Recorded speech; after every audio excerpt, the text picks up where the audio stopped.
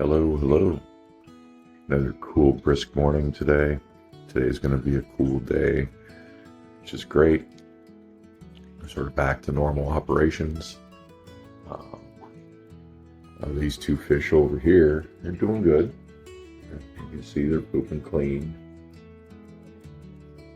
And they're continuing to recover. Now, they're not eating as well as I'd like them to, but they're just fussy about my food choices. That's really not a big deal. I'll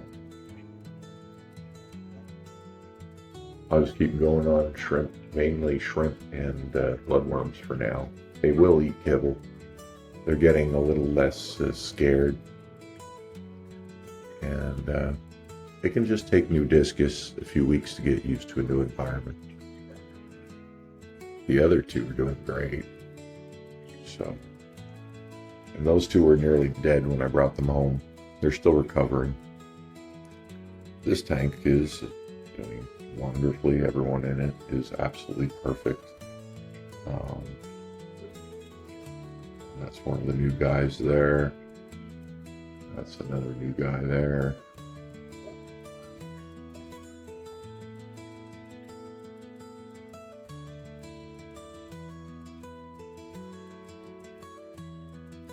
Perfect water.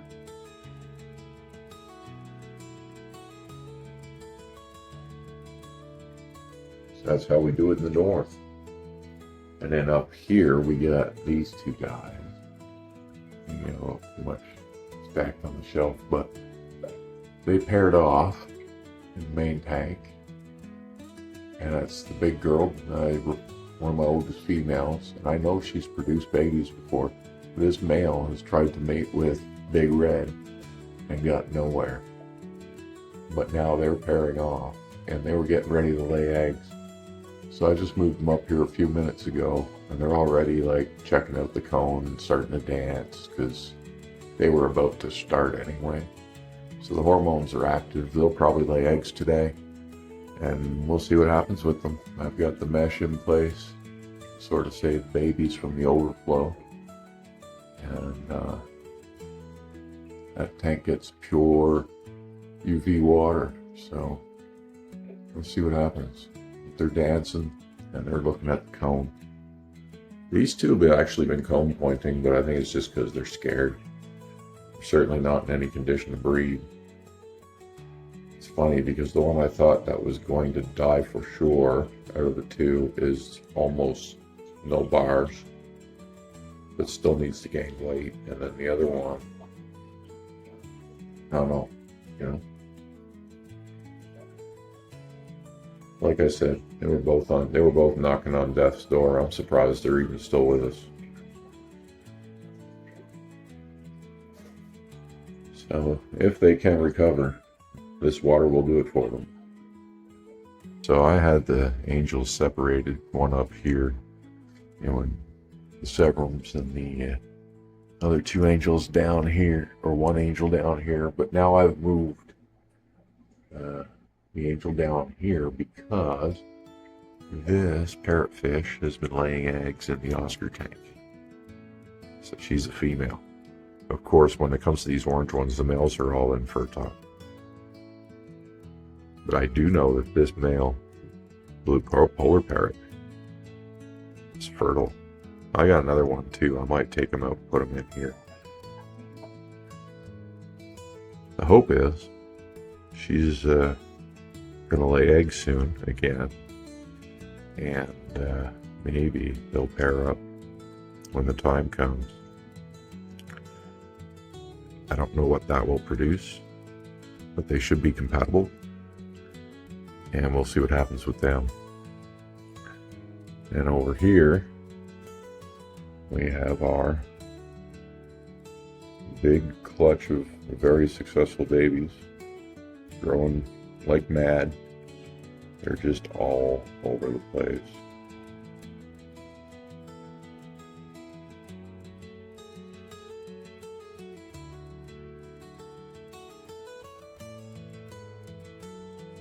Despite all the predatory fish around them, they're surviving quite well.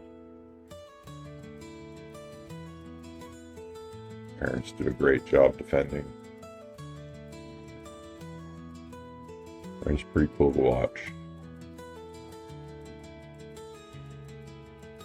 Here we are at the Oscar tank. Lights are coming up.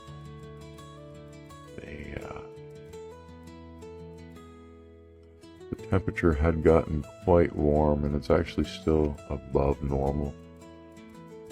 It was up into 82, which got the fish a little on the frisky side, and the aggression picked up. It's kind of hard to cool down 450 gallons of water, so I did my best, but even overnight, it's really it came out of the tap at like 77, 78. I want it to be 77, so hopefully things cool down here today. It's a little cooler than it was yesterday, but big girl and the second largest one, which is probably a female as well, they start having a problem. But really what the problem is the number 2 one likes to throw her weight around. And you see, she likes to throw her weight around, and what she was doing was she was starting to pick on the flower horn over here. And in this tank, big girl puts up with no bullies. So because number 2 stepped out of line and started being a bully, big girl said, F you. She was like, what the uck are you doing? And so now since yesterday, big girl's been keeping her penned up. So number 2 is learning a valuable lesson. And big girl's very tolerant, but the combination of the heat and this one deciding to pull rank has caused this problem. I expect it's going to resolve itself because there's a line of sight break. I put that in there because I wanted to give the flower horn and the parrotfish somewhere to have refuge should they need it from each other. But right now the Oscar's using it to but look at it, submissive, and big girl's over there like, you better not misbehave. And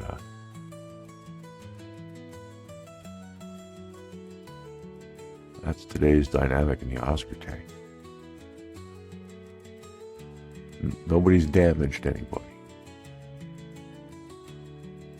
but she's definitely that fish.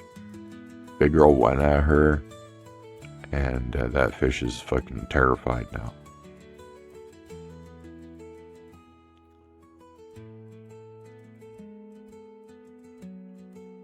Big girl's looking at her like, don't you even try and be a bully.